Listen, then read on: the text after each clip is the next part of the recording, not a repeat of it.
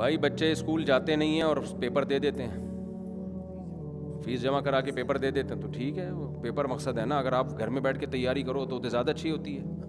جو گھر میں پڑھے ہیں اسکول جائے بغیر, وہ تربیت بھی اچھی ہوتی ہے ان کی اور پڑھائی بھی اچھی ہوتی ہے. میں آپ کو اگر ڈائریوں میں نوٹ کرنا شروع کر دوں نا, اسکول کے بگڑے ہوئے اور جو اسکول سے بچے ہوئے, تو میں ایجوکیشن کے خلاف نہیں ہوں, لیکن آپ کہو گے سب سے پہلے اسکولوں کو بند کیا جائے.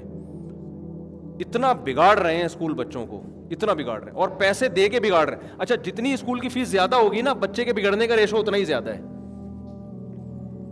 یعنی ہمارے پاس جو فیملیز آ رہی ہیں نا, غریبوں کے اسکولوں کی کم آ رہی ہیں. وہ ماں باپ جنہوں نے 2-2 لاکھ روپے, 1-1 1.5 لاکھ روپے اپنے بچوں کی فیسیں دی ہیں نا, ان کے بچے بگڑے بھی لاکھ کے حساب سے ہیں. پھر وہ خون کے آنسو رو رہے ہوتے ہیں, یار 6 مہینے میں 4 لاکھ 6 لاکھ روپے اڑا دیے, اور یہ تو ہمیں ہی نہیں مانتا. یہ کوئی پی رہا ہے, کوئی نشہ کر رہا ہے, کوئی لڑکیوں کے چکر میں, کوئی لڑکوں کے چکر میں, اور کوئی لڑکی گھروں سے بھاگ رہی ہے. جتنا آپ کی ایجوکیشن پہ خرچہ زیادہ ہو رہا ہے نا اس زمانے میں, تو بگڑنے کا بھی پاورفل بگڑ رہا ہے بچہ ماشاء اللہ. ایسے ایسے ہاتھ, میں تو اس لیے اس پہ بولتا نہیں ہوں کہ پھر اسکول والے میرے خلاف ہو جائیں گے کہ ہمارا دھندا بند کر رہا ہے یہ. تو ہم ایجوکیشن کے خلاف تھوڑی ہیں بھائی. اب میرا بھانجے ہے نا رافع واسع, جو اکثر نظر آتے ہیں, ان کے ابا نے سب سے اچھا کام یہ کہ ان کو اسکول بھیجا ہی نہیں. 1 منٹ کی بات مکمل ہو جائے نا, ان کے ابا نے ان کو اسکول بھیجا ہی نہیں. اتنا رشتہ داروں نے تانے دیے, بچوں کو بگاڑ رہے ہو فنڈامنٹلی. انہوں نے بولا بھائی اسکول میں تعلیم کے علاوہ سب کچھ ہے, ایجوکیشن نہیں ہے. لہذا ہوم اسکولنگ کر کے گھر میں پڑھایا. اردو بھی خاندانی تھی, انگلش بھی خاندانی, اور اب جا کے جو ہے نا پھر میٹرک کا امتحان دلوایا. پھر اب کراچی یونیورسٹی میں ایک انجینئر بن رہا ہے اور ایک جامعۃ الرشید میں عالم بن رہا ہے. اور تربیت ایسی ہوئی ہے کہ ماشاءاللہ نے سمجھدار ہیں. جو بگڑنے والے جو ہوتے ہیں نا بچے, جو اسکولوں میں جا کے بگڑ رہے ہوتے ہیں, وہ بھی سیٹ اپ نہیں ہے.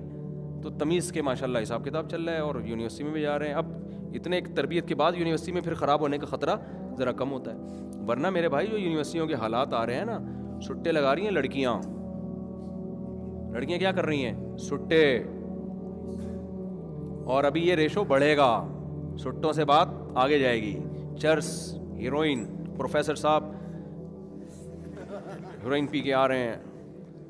صحیح ہے نا. ایکچولی کیونکہ اب تک تو مذہب کا عنصر زیادہ تھا تو لوگ ان چیزوں سے بچے ہوئے تھے. یونیورسٹی میں مذہب تو ہے ہی نہیں نا, ختم ہو رہا ہے مذہب آہستہ آہستہ. وہ تو کیونکہ ہم سارا کلچر گوروں سے لے رہے ہیں نا, تو گورے تو سٹے لگاتے ہیں. گوروں میں تو, یورپ میں تو بعض ایسے کنٹری ہیں جہاں سٹا حلال ہے. وہ تو کہہ رہے ہیں جس نے پینا ہے ادھر آ کے پیو بھائی, کیونکہ وہ اتنا لوگ اس میں مبتلا ہوئے ہیں کہ وہ لیگل کر دیا انہوں نے کہا یار لیگل کر کے بھی پینا ہے, تو لیگل میں تھوڑا کنٹرول ہو جاتا ہے کہ اتنا ایک وقت میں اتنی پڑیا ہے, زیادہ پینی ہو تو الگ سے پرمیشن لینی پڑے گی آپ کو. تو انہوں نے اس طرح کر کے نا اس کو مینیج کیا ہے. تو جو حالات چل رہے ہیں نا وہ تو بہت ہی ڈینجرس ہیں. اب اسکولوں میں جو بچے اچھے ہیں نا, وہ ماں باپ کی محنت سے اچھے ہیں, وہ اسکول کی محنت سے بالکل بھی اچھے نہیں ہیں. آپ کہہ سکتے ہو ٹیچر تو ان کو غلط نہیں پڑھاتا بھائی, ماحول ان کو بڑا برا مل رہا ہے. جو انوائرمنٹ ہے نا بہت خراب ہے. بچہ بچوں میں بگڑتا ہے, بچہ صرف اپنے بہن بھائیوں میں سدھرتا ہے, کہیں بھی باہر دوستیاں لگائے گا بگڑے گا. تو بہن بھائی تو ہو نہیں رہے, 2 بچوں سے زیادہ ہوتے نہیں آج کل, تو بہن بھائی تو مل نہیں رہے اس کو, تو پھر باہر دوستیاں, پھر اسکول میں دوستیاں, اس کی تنہائی دور کرنے کے لیے پھر بہت سارے حساب, پھر کو ایجوکیشن ہے. تو ایسے ایسے لوگ رو رہے ہیں. ایک خاتون نے مجھے آ کے بتایا کہ میں اپنی بچی کو میں نے اتنے مہنگے اسکول میں پڑھایا ہے, اور وہ بچی اتنی بدتمیز بن گئی ہے, اس کے بوائے فرینڈ ہے, نشہ کر رہی ہے. تو مجھے وہ پتہ ہے کیا کہنے لگی کہ اللہ جب توبہ انسان کرتا ہے نا, وہ خاتون بھی بڑی ہائی پروفائل ایجوکیٹڈ خاتون تھی, بڑے اونچے گھرانے کی, کہنے جب انسان توبہ کرتا ہے اللہ گناہ معاف کر دیتا ہے نا. تو مفتی صاحب میں نے توبہ کر لی کہ میں اپنے بچوں کو اسکول میں نہیں پڑھاؤں گی, یہ جو جس طرح کے چل رہے ہیں اسکول, تو پھر بھی میری بچی ٹھیک کیوں نہیں ہو رہی. یعنی گویا ان کو یہ تھا کہ اللہ میری توبہ قبول کیوں نہیں کر رہا. اب تو میں نے توبہ کر لی نا, آئندہ نہیں بھیجوں گی میں نے وہی مثال دی. میں نے کہا دیکھیں فطرت سے جب انسان بغاوت کرتا ہے نا, تو توبہ سے گناہ تو معاف ہو جاتا ہے, فطرت جو انتقام لیتی ہے فطرت ریورس نہیں ہوتی. تو آپ نے جب بچے کو ایسے اسکول میں بھیجا جہاں مذہب ہے نہیں, لبرل انٹیاں ہیں, بے پردہ انٹیاں ہیں, وہاں پہ لبرل قسم کے لوگ ہیں جو مولویوں کو ویسے ہی نہیں مانتے, ان کے ہاں یہ گرل فرینڈ بوائے فرینڈ کچھ نہیں ہوتا, وہ تو بس دنیا دنیا دنیا. تو پھر دنیا میں انسان لذتوں کے پیچھے جاتا ہے, تو وہ لذت دودھ میں تھوڑی ہے, شہد میں تھوڑی ہے, لذت جو سٹا لگانے میں ہے. بھائی مولوی کیا ترغیب دے گا آپ کو, مولوی کہے گا صبح ناشتے میں 1-2 پراٹھے کھا لو, یہی کہے گا نا آپ سے. کھجور کھا لو، یہ کھا لو، یہی ہوگا نا. لیکن یہ جو ہمارے پراٹھے کے بیان سن کے آپ لوگ متاثر ہوتے ہیں، جو چرسی ہیروئن کہتے ہیں وہ فضول قسم کی چیزوں میں ڈال رہا ہے پراٹھے. جو مزہ سٹے میں ہے، جو شراب میں ہے، وہ ان چیزوں میں تھوڑی ہے. وہ تو ہمیں آ رہا ہے، ہم اس کے عادی نہیں ہیں اللہ کے فضل سے. تو پھر جب انسان خواہشات نفسانیہ کا غلام بنتا ہے تو سب سے پہلے ڈپریشن آتی ہے، اسٹریس آتی ہے. اسٹریس کو ختم کیسے کرے گا؟ ہمیں تو اللہ نے بتایا کہ جب ٹینشن میں ہو تو 2 رکعت پڑھ کے اللہ سے دعا مانگو، ٹینشن ختم. ان کو اللہ سے وحشت اتنی ہوتی ہے، نہ 2 رکعت پڑھی جاتی ہے نہ اللہ سے دعا مانگی جاتی ہے. ان کو تو اس سے ٹینشن کم ہونے کے بجائے بڑھتی ہے.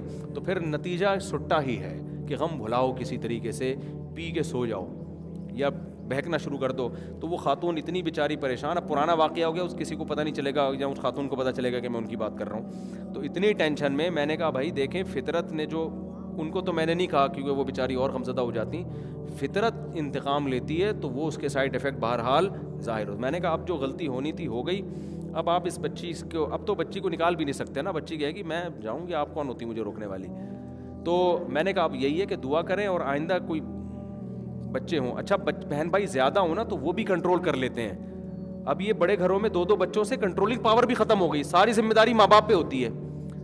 ہمیں تو یاد ہے ہمارے ماشاءاللہ مجھ سے 3 بڑے اوپر تھے اور 3 نیچے مجھ سے چھوٹے. تو ابا کے ساتھ میں الگ کنٹرول کر رہا ہوتا تھا اور ہمارے اوپر 3 بڑے ہمیں کنٹرول کر رہے ہوتے تھے، بھائی بھی بہنیں بھی. ابا آفس گئے ہیں تو بھائیوں کا روب ہے، بھائی نہیں ہے تو ابا کا روب ہے. تو اس سے ہی انسان کنٹرول میں ہوتا ہے. اب ایک آدھ بچہ ہے تو ساری ذمہ داری کس پر ہے؟ ماں باپ پر ہے. وہ کنٹرول بھی نہیں کر پا رہے ہوتے. اب اسی بچی کے کئی بہن بھائی ہوتے تو وہ بھائی بھی تو آنکھیں دکھاتے نا کہ تو کر کیا رہی ہے بھائی. میں سمجھا پا رہا ہوں اپنی بات. لیکن تربیت نا کہ 2 بچے ہوں گے تمیز کی تربیت ہوگی تو اور یہ تمیز کی تربیت. اب آپ دیکھ لو جتنے گھروں کے بگڑنے کے حالات ہیں یہ 2 بچے ہی والے ہیں، جن کے 1 سے زیادہ نہ ہو، 2 سے زیادہ نہ ہو، تاکہ تمیز کے انسان کے بچے بنے. وہی بگڑ رہے ہیں.